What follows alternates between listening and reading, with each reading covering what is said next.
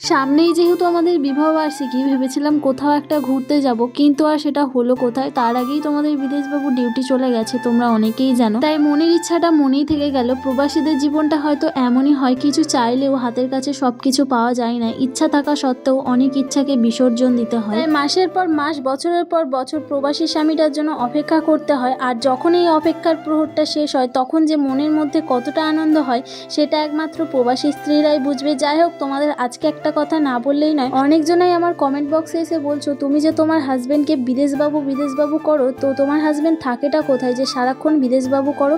তো এই ব্যাপারে আমি আগেও একটা ভিডিওতে তোমাদের বলেছিলাম। যাই হোক, বারবার এই কোশ্চেনটা আমার চোখের সামনে ঘোরাঘুরি করছে, তাই ভাবলাম চলো তোমাদের আরেকবার ক্লিয়ার করে দিই। যেহেতু আমার হাজবেন্ড আমার থেকে অনেকটাই দূরে থাকে, চাইলেও সহজে তার কাছে যাওয়া যায় না, তাতে বিদেশের কিছু কম নয়। তাই একদিন হঠাৎই তাকে ভালোবেসে আমি বিদেশবাবু বলে ডেকেছিলাম। তারপর থেকেই আমি তাকে নাম দিয়েছি বিদেশবাবু। আর এই বিদেশবাবু নাম দেওয়াতে যে কিছু মানুষের এত প্রবলেম হবে আমি আশা করিনি। তারা কমেন্ট বক্সে এসে বলছে তোমাকে ভিডিও করা বন্ধ করতে হবে এইসব ভুলভাল নামে ডেকে। আচ্ছা, একটা কথা বলো তো, বিদেশে থাকলেই যে বিদেশবাবু ডাকা যাবে আর বিদেশে না থাকলে যে বিদেশবাবু ডাকা যাবে না, এটা কি কোথাও লেখা আছে? আর তোমাদের এই দু একজনের জন্য আমি কখনোই আমার হাজব্যান্ডকে বিদেশবাবু বলে ডাকা বন্ধ করব না।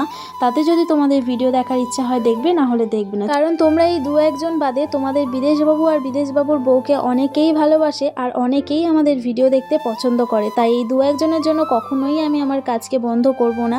যাই হোক, তোমরা পাশে আছো বলেই আজকে আমি এত দূর এগিয়ে যেতে পেরেছি। আশা করছি ভবিষ্যতে তোমরা এইভাবে পাশে থাকবে আর আমি আরও এগিয়ে যেতে পারবো। দেখো, আমার বার্থডের দিন গিয়েছিলাম আমরা একটু বারুলের মন্দিরে পুজো দিতে, আর এখানে দুজনে একটু অনেকক্ষণ ধরেই ছিলাম গল্প আড্ডা করে। তারপর আমরা চলে গেছিলাম পিসির বাড়ি। তো সেখানে গিয়ে আর কোনো ভিডিও ক্লিপ নেওয়া হয়নি, রাতের বেলা আমরা বাড়ি ফিরেছিলাম। তো চলো আজকে তাহলে ভিডিওটা এখানেই শেষ করলাম। ফিরে আসছি নেক্সট একটা সুন্দর ভিডিও নিয়ে। ততক্ষণ তোমরা ভালো থেকো, সুস্থ থেকো, টাটা সবাইকে।